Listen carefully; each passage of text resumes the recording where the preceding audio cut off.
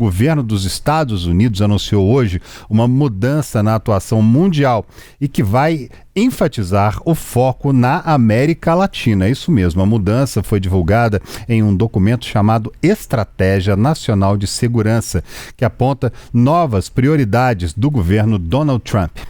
E ainda segundo o texto, essa administração americana pretende ali priorizar, o combate ao que chamou de ameaças urgentes e se afastar também de regiões que, na avaliação de Washington, passaram a ter menor peso, para a segurança nacional. Esse documento afirma também que a era das migrações em massa precisa chegar ao fim e aponta o controle de fronteiras como pilar central da proteção do país. Terrorismo, tráfico de drogas, espionagem e tráfico de pessoas aparecem como principais ameaças. A estratégia representa uma virada na relação ao foco na Ásia, embora a China continue sendo vista como grande rival. Veja na tela com a gente aqui alguns pontos desse texto divulgado, das informações divulgadas pelo governo dos Estados Unidos. Está aí na sua tela, principais pontos do plano dos Estados Unidos para a América Latina. A gente está vendo ali ao lado esquerdo presença ostensiva da Guarda Costeira e da Marinha para controle de rotas marítimas, contenção de migração ilegal e redução do tráfico de pessoas e de drogas, controlar rotas de trânsito essenciais em situação de crises. Logo ao meio, a gente vê proteger a fronteira e combater cartéis de drogas, incluindo, quando necessário, urso de força letal. Detalhe muito forte ali, E à direita, a gente vê ali estabelecer e ampliar o acesso em locais de importância estratégica. Pois é, e esse texto também, ele traz críticas bem pesadas ali a parceiros europeus e indica que os Estados Unidos vão apoiar países que rejeitam valores definidos pela União Europeia, especialmente no tema migratório. O documento também apresenta Trump como um renovador da doutrina Monroe, criada 200 anos atrás, e estabelecia a América Latina como uma área livre ali de potências rivais. E para a gente entender melhor o que significam todas essas informações vindas dos Estados Unidos, nós convidamos Carolina Montoli, que é professora do curso de Direito e especialista em Direito Internacional. Muito boa noite, professora Montoli. Pronunciei seu nome corretamente? Corretamente. Boa noite a vocês, boa noite a todos os jornalistas, telespectadores, aos meus alunos do Centro Universitário Estácio de Sá. Fala com todo mundo para assistir, manda o link aí para todo mundo. Já mandei o link aqui para os meus alunos. Nós já estamos aí no final do encerramento de mais um semestre letivo. E é isso aí. É isso aí, o ano chegando ao final. Ô professor, agora ajuda a gente a entender o que significa essa determinação, essa carta, esse texto do governo norte-americano focar mais aqui na América Latina, falando em traficantes, falando em uso da força letal quando necessário. Desembola isso aí pra gente. É o primeiro ponto que nós temos que entender e compreender, que esse plano da Casa Branca, ele vai buscar realmente prever, ele vai buscar essa previsão de reforçar e fortalecer essa presença militar dos Estados Unidos da América na região oeste da Ásia, que tem a ilha lá de Taiwan, que é a maior produtora de chips de inteligência artificial do mundo. Então, o primeiro ponto é esse. Antes da gente alcançar a América Latina, então essa previsibilidade começa nesse ponto aí, que é o tema central, que é a inteligência artificial, Então, o governo Trump, ele vai buscar compartilhar essa responsabilidade na segurança da região com seus principais parceiros aí regionais, alcançando o Japão e a Coreia do Sul, Então, antes de eu chegar na América Latina, eu vou explicar para todos. Então, esse Indo-Pacífico, já é e continua a ser um dos principais aí campos de batalha econômico, campo de batalha geopolítico do próximo século, como afirma aí o documento e como foi publicado em diversos jornais aí. Agora, essa estratégia de segurança, ela vai prever aquilo que ele vai chamar de assegurar paz por meio da força. É isso que nós precisamos entender. O que é assegurar paz por meio da força, pelo mundo aí. É para evitar guerra, mas, porém, para evitar guerra é necessário fazer cada vez mais investimentos militares para estar pronto caso ocorra uma guerra. Então, a primeira justificativa. Depois, esse objetivo, ele vai mencionar a construção do Golden Dawn, né? O que é isso? É uma fundamental artífice antimísseis, né, da próxima geração. E ter a economia mais forte do mundo também é fundamental aí para a supremacia militar, de acordo com a Casa Branca. Agora, os Estados Unidos, eles querem ainda, sob a presidência do Trump, acabar, né, como vocês bem anunciaram aí na introdução dessa reportagem, essas migrações em massa aí do mundo e fazer esse controle de fronteira, né? Porque o controle de fronteira é o principal elemento de segurança, né? E ele ainda passa a criticar essas políticas migratórias europeias, né? Porque ele inclui nesse ponto aí a grandeza europeia. E essa grandeza europeia nós vamos entender e compreender como a transferência de responsabilidades, né? Então, os Estados Unidos, eles vão passar a transferir essa responsabilidade para os seus aliados, que também é um dos focos aí do documento, né? E essa prática, claro, que ela é mencionada tanto no leste asiático quanto no Oriente Médio aí, por exemplo, né? Então, nós temos no ponto específico, em se tratando do foco na América Latina, é esse ponto, porque nós temos a presença, né, não migratória, mas a presença a nível de comércio, a nível de transição econômica, a nível de base de prospecção do leste asiático na América Latina, principalmente aqui no Brasil. Então, o que ele está pensando em elaborar, em fazer? Esse aumento de gastos com a defesa, com esses investimentos militares, que essa política, essa análise a ponto de guerra, que nós no direito internacional entendemos e compreendemos como ponto de guerra, e isso também é clássico em se tratando do direito penal internacional, é justamente o foco nas capacidades para dissuadir adversários e possíveis adversários. Né? Por isso aqui a América Latina. Então a América Latina ela está sendo entendida, compreendida no cenário, né, mundial aí como possível adversário, justamente por essa prospecção econômica. Então é o espaço geopolítico, é o espaço de análise, de compreensão, de ação a nível internacional. Então esse ponto aí, ele vem falando muito da doutrina Monroe, que é a base para restaurar um outro ponto-chave aí, que todos precisam entender na veiculação dessa notícia. É um ponto-chave para restaurar a predominância norte-americana no hemisfério ocidental. Acabou. Eu acho que essa fala, né, essa análise, é justamente uma retomada, que ele vai chamar de uma retomada poderosa do poder sobre aí a região. Claro que cunhada aí, na época, pelo presidente americano James Monroe, né, e justamente naquela época previa que a América para os americanos, sempre. Porque em qualquer tentativa de recolonização, bingo, ponto-chave, tentativa de recolonização por outros países, seria visto como uma ameaça direta para os Estados Unidos da América. Né? Então, quando nós pensamos em ameaça direta, nós pensamos em quê? Identificação daquela falácia do próprio inimigo, né?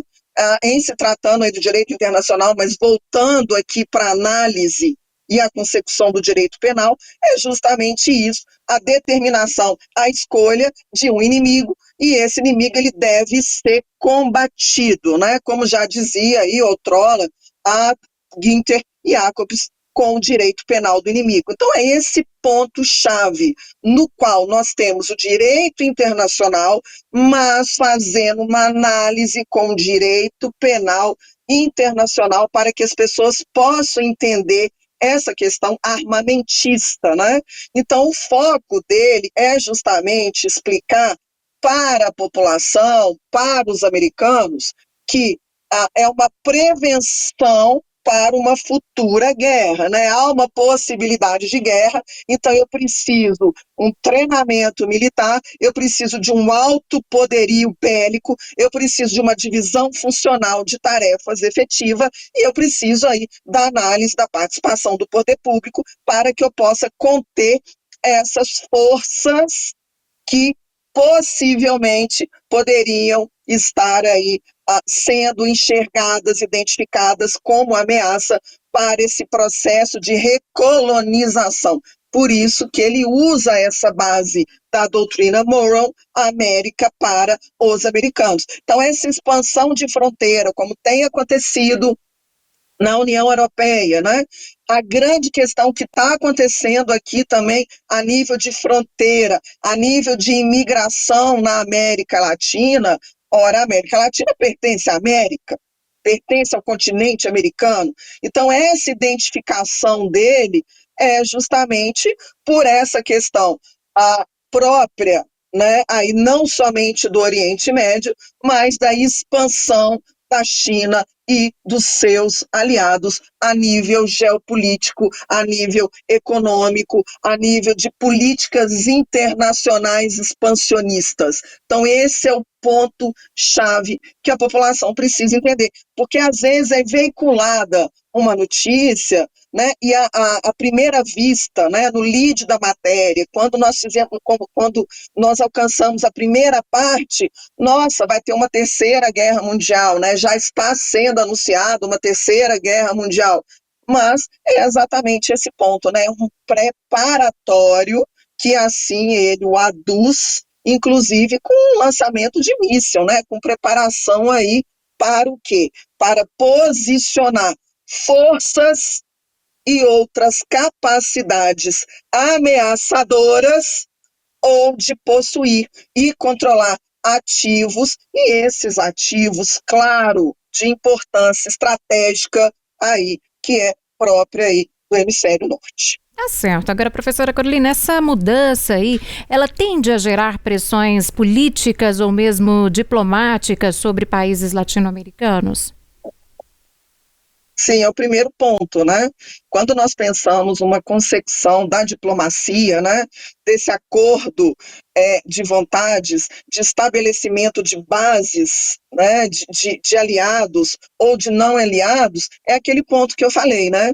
Quando eu crio, né, quando eu identifico aquilo que é o inimigo, todos os demais passam a considerar aquele Estado soberano como inimigo, né? Então, eu já começo a ter as recidivas perante aquele inimigo em potencial. Agora, o que é interessante que nós saibamos é que essa criação do inimigo, ela pode se tornar alusiva a qualquer tempo e hora, porque com as mudanças de forças, de capacidade de gestão, com as mudanças de força de análise própria desse estigma, é possível aí a criação de vários tipos de inimigo. O inimigo precisa ser combatido, né? Esse combate ao inimigo já é uma falácia que vem acontecendo a nível mundial há muito tempo. Então, eu identifico aquilo que eu preciso combater